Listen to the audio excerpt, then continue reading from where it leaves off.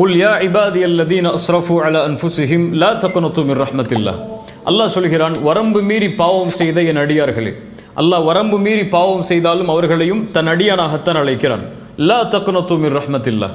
அல்லாஹுடைய அருளில் ஒருபோதும் நம்பிக்கை இழந்து விடாது. இன்னல்லாஹ யக்ஃபிரு ذுனூப ஜமீஆ. அல்லாஹ் எல்லா பாவங்களையும் நிச்சயமாக மன்னிப்பான். பாவம் செய்து விட்டேனே அல்லாஹ் மன்னிப்பானா என்ற நினைவு உன்னுடைய உள்ளத்தில் ஒருபோதும் வரக்கூடாது. ஷிர்க், இணை வைக்கக்கூடிய பாவம்தான். அல்லாஹ் மன்னிக்க மாட்டான் ஷிர்க்குடைய நிலையில் மரணித்தால். மரணத்திற்கு முன்னால் இணை வைப்பிற்கும் மன்னிப்பு உண்டு, பாவ மன்னிப்பு கேட்டால். தொழுகையை விடுதல் பெரிய குற்றம்தான், அதற்கும் மன்னிப்பு உண்டு. விபச்சாரம், இப்படி என்ன பாவத்தை செய்தாலும் மரணத்திற்கு முன்னால் வாய்ப்புண்டு. அல்லாஹுடைய அருளில் நம்பிக்கை இழந்து விடாதே, அல்லாஹ் என்னை மன்னிப்பானா என்று அல்லாஹ்விடத்திலே மன்னிப்பை கேட்டால் எல்லா பாவங்களுக்கும் மன்னிப்பு உண்டு. ஏன் அல்லாஹ் மன்னிப்பான்? இன்னஹு ஹுவல் கஃபூருர் ரஹீம். அவன்தான் பாவங்களை மன்னிப்பவன், அவன்தான் இரக்க குணமுடையவன். அடுத்தடுத்த வசனங்களில் அல்லாஹ் நிபந்தனையை சொல்கிறான், வ அனீபு இலா ரப்பிக்கும் வ அஸ்லிமு லஹ்.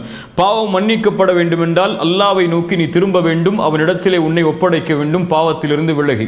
அடுத்த வசனத்தில் அல்லாஹ் சொல்கிறான், அல்லாஹ் இறக்கியதில் அழகியதை பின்பற்று, அல்லாஹ் எதை ஹலாலாக்கினானோ அதை பின்பற்று. இந்த நிபந்தனைகளோடு நீ வந்தால் அல்லாஹுடைய அருளை நம்பிக்கை இழக்காதே, அல்லாஹ் ரப்புல் ஆலமீன் உன் எல்லா பாவத்தையும் மன்னிப்பான். இன்றைய காலத்தில் பாவம் எல்லாம் சர்வ சாதாரணமாக மாறிவிடுகிறது.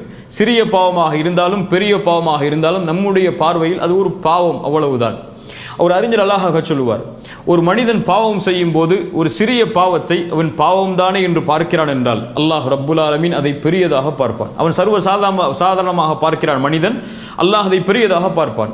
ஒரு மனிதன் சிறிய பாவத்தை செய்யும் போது கூட இது பாவம்தானே என்று பெரியதாக பார்த்து விட்டால் அல்லாஹ் அதை சிறுமையாக பார்த்து விடுவான் என்று ஒரு அறிஞர் அழகாக சொல்லுவார். ஒரு மனிதன் தொடர்ச்சியாக பாவம் செய்து கொண்டிருக்கிறான் என்றால் என்ன ஆகும்?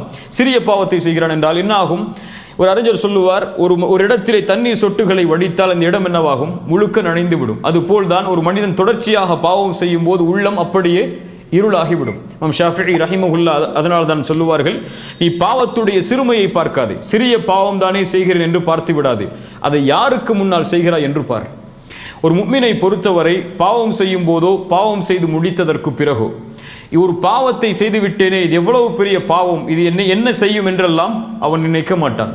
அவன் நினைப்பது இந்த பாவத்தை யாருக்கு முன்னால் செய்தேன் என்பதை பற்றிதான். அல்லாஹ் குர்ஆனிலே சொல்கிறான், வல்லதீன இதா ஃபஅலு ஃபாஹிஷா அவ் ஸலமு அன்ஃபுஸஹும் ذكرுல்லாஹ்.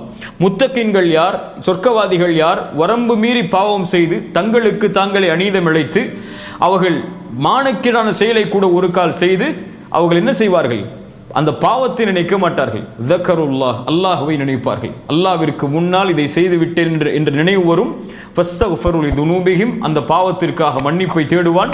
அல்லாஹ் கேட்கிறான், வமை யக்ஃபிரு ذுனூப இல்லல்லாஹ், அல்லாஹ்வை தவிர இந்த பாவத்தை யாரால் மன்னிக்க முடியும் என்று ஒரு அறிஞர் அழகாக சொல்லுவார், அல்லாஹ் ரப்புல் ஆலமீன் நீ பாவம் செய்யும் போது அவன் உன்னை பார்க்கவில்லை என்று நினைத்தால் நீ முஷ்ரிக், அல்லாஹ்விற்கு இணை வைக்கக்கூடியவன், அல்லாஹ்வுடைய பார்வையை மறுக்கிறாய். ஆனால் அல்லாஹ் ரப்புல் ஆலமீன் நீ செய்யக்கூடிய பாவத்தை பார்க்கிறான் என்று தெரிந்தும் நீ பாவம் செய்தால் அல்லாஹுவை உன்னை பார்ப்பவர்களிலேயே கடைசி தரமுடையவனாக மாற்றிவிடாதே என்று ஒரு முஃமின் இதைத்தான் பயப்படுவான். ரசூலுல்லாஹி ஸல்லல்லாஹு அலைஹி வஸல்லம் ஒரு அழகிய நிகழ்வை சொன்னார்கள்.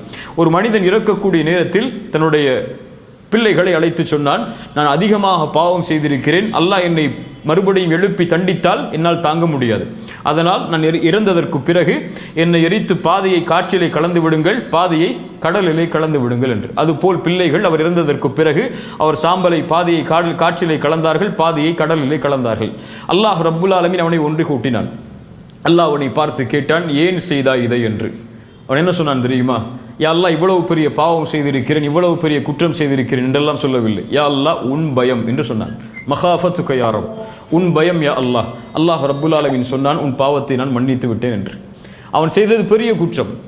இன்னும் சொல்ல போனால் அவன் மறுபடியும் அவனுக்கு அல்லாஹ் உயிர் கொடுத்து எழுப்புவான் என்பதை மறுக்கிறான். அதனால தான் எரித்து சாம்பலாக்க சொன்னான். ஆனால் அவன் அறியாமையில், பயத்தில், அல்லாஹ் என்னை தண்டித்து விடுவான் என்ற நினைவில் ஏதோ ஒரு காரியத்தை அவன் தெரியாமல் செய்து விட்டான். அவன் சொன்ன வார்த்தை அல்லாஹ்விற்கு பிடித்தது. யா அல்லாஹ், உன் பயம் என்று அல்லாஹ் ரப்புல் ஆலமீன் அவன் செய்த பாவத்தை கணக்கிடாமல் அதை மன்னித்தான். லா தக்னது மின் ரஹ்மத்தில்லாஹ், அல்லாஹ்வுடைய அருளில் ஒருபோதும் நம்பிக்கை இழக்காதீர்கள். அல்லாஹ்விற்கு முன்னால் பாவம் செய்து விட்டேன் என்ற உணர்வு பாவத்திற்கு பிறகு வந்துவிட்டால் அதை நினைத்து அல்லாஹ்விடத்திலே பாவ மன்னிப்பு தேடினால் என்ன பாவமாக இருந்தாலும் அல்லாஹ் மன்னிப்பான்.